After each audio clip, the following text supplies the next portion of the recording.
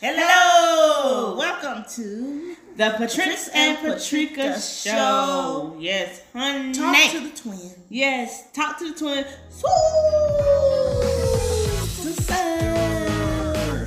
Ooh, making their faces again, girlfriend. But that's okay. But we are so excited to be back and to be talking to our listeners. We appreciate you. Thank you. Thank you so much. We're pushing on. We're pushing forward. No matter what it looks like. You gotta keep going. We are motivational. Now this is gonna be a segment of inspiration and motivation. This segment is, okay? And we just wanna say to everyone, we appreciate you. We love you. Thanks for subscribing to our channel. Yes. We have reached a goal that we had no idea we could reach. Amen. Well, we knew we could reach it, but we didn't know it would happen that fast. Like it did, yeah. So we're so excited, and we want to continue to grow. So if you are on YouTube or a YouTube person, go ahead and subscribe to our YouTube channel, the Patrix&Patrica Show. Talk to the twins. Yes. And if you can't find that, hit the hashtag Talk to the Twins, and you will see us there. Yeah, I'm talking hashtag on YouTube. Oh yeah, I will. Okay. So anyway, and today our show mainly talks about inspiration, motivation, and those red flags that you see in life. So we try to stay in the relatable aspect and from our own experiences. Okay. Right. So today we're going to be talking about our own experiences and experiences that are relatable to anyone out there that has been dealing with doormat mentality. Yes. So this episode is going to be talking about doormats, and like she said, we're not talking about the ones on the front porch. We're talking about doormats in life. Have you been a victim of doormatism? Doormatism. We gotta use some doormat. It's an ism, honey. It's an ism. She added ism on it. Yeah, I got to. Ism.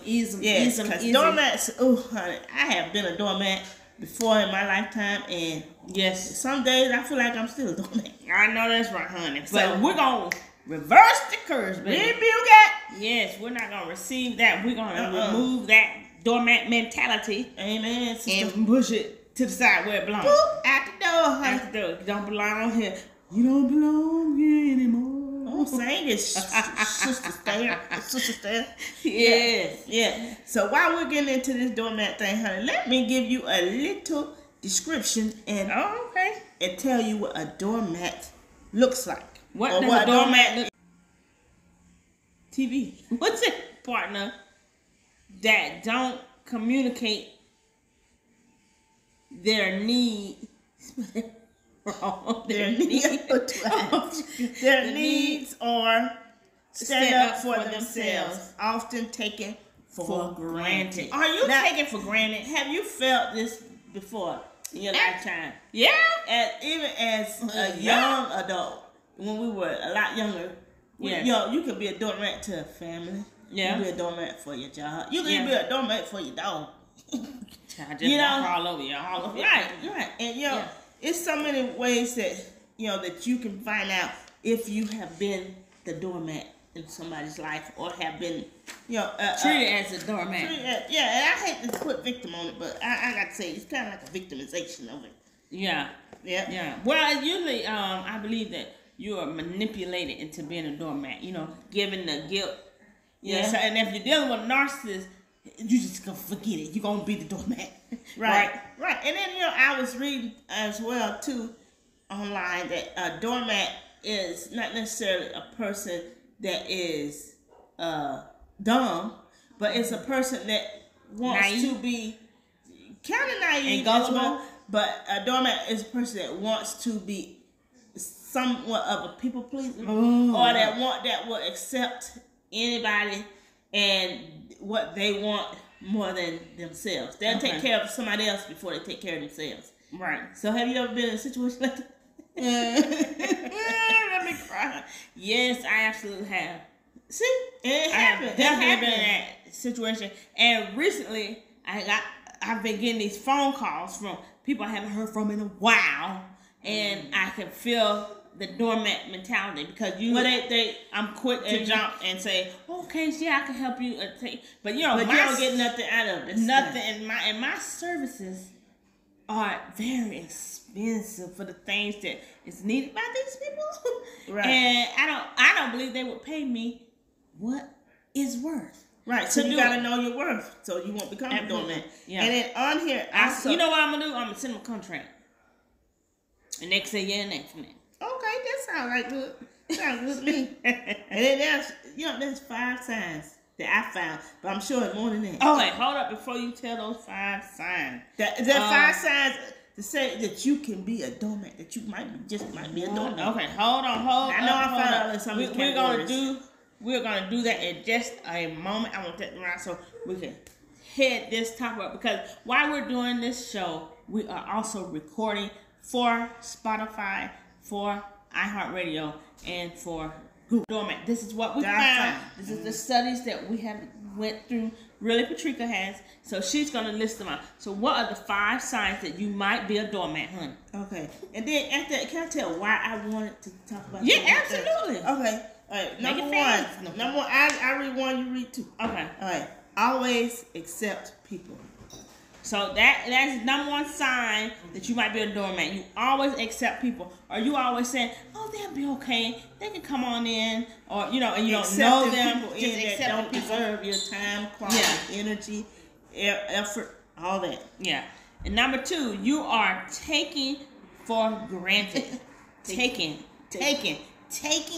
or taken for granted. Yeah, you can use it both ways. So people take you for granted. Your time, your smartness, they don't appreciate your energy. Are they taking it for granted?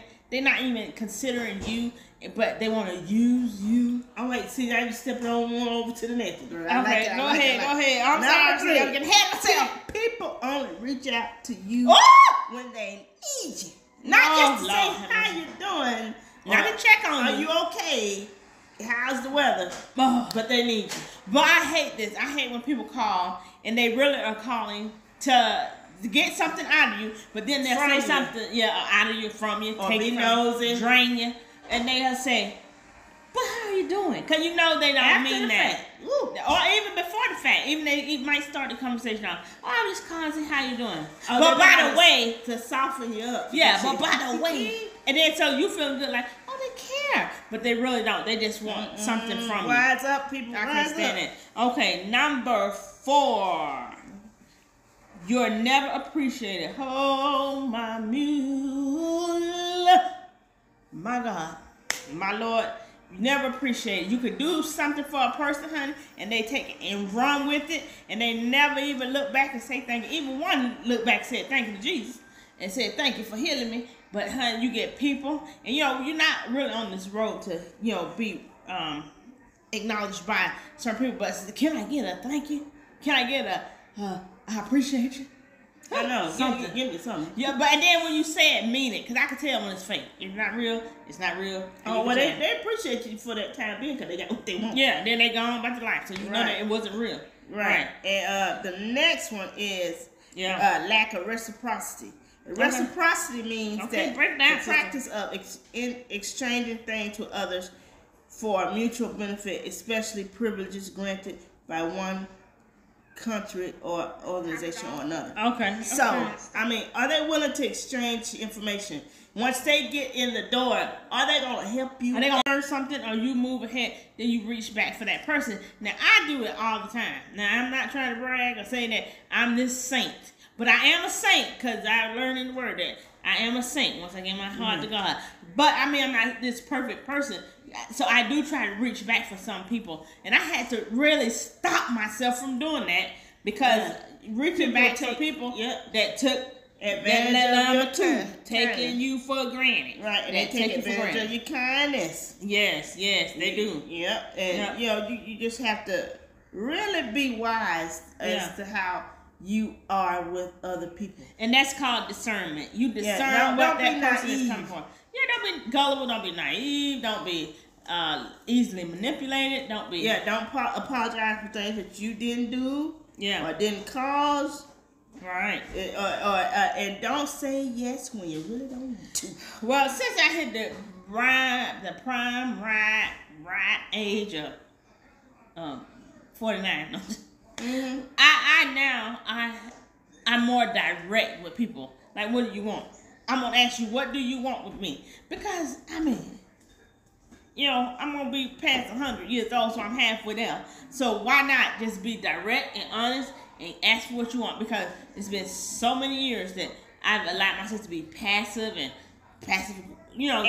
accept so much stuff. Now it's full on directness, baby. Yeah, and then you have to be that way. And then also a doormat effect is when you're always forgiving, without taking the account that the negative, consequences or forgiveness provides them the opportunity to doormat you again. Oh, honey, they look at honey. You know how they do doormat. You know what a doormat is. Just think about it.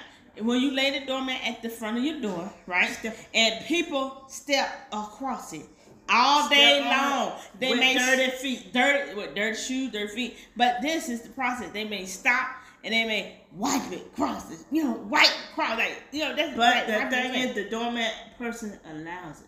You are allowed that, but you want to know what you're allowing. So you want to know how to get rid. So that's being a doormat. That's just a physical vision of what you, as being a doormat, is dealing with. Dirty feet, walk across your face, swiping your face with dirty feet, and just moving on.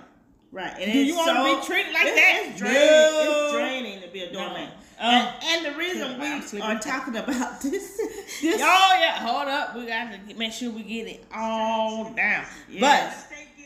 But she has Patricia has a story that came, a relatable story. It was not that long ago. Right. It was around the holidays, around Christmas or Easter. Christmas. Around Christmas. No, it might be Easter. I think it was Christmas. I think. But to get to the nitty gritty of it too, we do want to say and speak on things that can help you resolve these things. Yes. Right now we're giving you the knowledge you to recognize see things. What it is. Yeah, to recognize these things. Because you don't want to live out your life as a doormat. No, you don't. It's not good. You don't want to walk on your face. And then you start feeling some type of way. Yeah. I know I have had that. Okay. So tell them the story. What happened to Patricia? Okay. I was at church, and the elderly woman elder of the church. Me, she was an elder. Walked up to me and she started, having them. The Holy Spirit hit her, touched her, and she said, "You a doormat." I said, "What? Speak up louder." She said, "You a doormat." Okay. I said, "Huh?" She said, "Oh God." But I knew she was really talking to me. No, she was talking to me. She was talking to her, but she meant both of us. And she said she couldn't even stand beside me because I have been doormat so bad. Yeah. So, and I have to take accountability for allowing myself to become a doormat. Yeah. We all do. Yeah. And that's the only way, if you acknowledge it, that you can stop it from happening. So, I had to Google that. So, the beauty of it is, it was a confirmation. Because I believe she was already feeling like a doormat. I know I was. Yes. And so that just confirmed it. Because I had started making changes to, my doormat situations. You know what I mean? Of course, I've lived it for a long time. But I started recognizing it. Yeah, it's hard because you get used to it. It's a habit. You feel like eventually it's going to pay off. Yeah, you're looking for a reward in the end, and you never get it. The only reward is kicking butt. It's a cut the ties and let it go, honey, because you will be doormatted. Right. Forever. And when I was reading, it says you have to be more assertive. That means absolutely in the beginning. Stand up for yourself, speak your mind. Don't be kiki and smile cheesy. They're like, come on in. And you know what? And I noticed I used to text. When I meet new people or a new guy or whatever, I used to text with little emojis or I text with LOL. I cut that out. Ain't no laughing matter. This is direct. This is what it is. Now, when we get to that point where I can trust and we have a trust there, then we can kiki. But till then, we're gonna set some standards and some boundaries up. Yeah. Okay. Yeah. I'm learning about this all in my little meet class. Well, not a class. And then, assertiveness is not lashing out in, anger or anything or nagging or yelling. It's just, letting irritations and boundaries. It's just setting boundaries and communication with respect. You know, put some respect on our name. Amen. You know what I'm saying? Yes. Doormat no more. So if you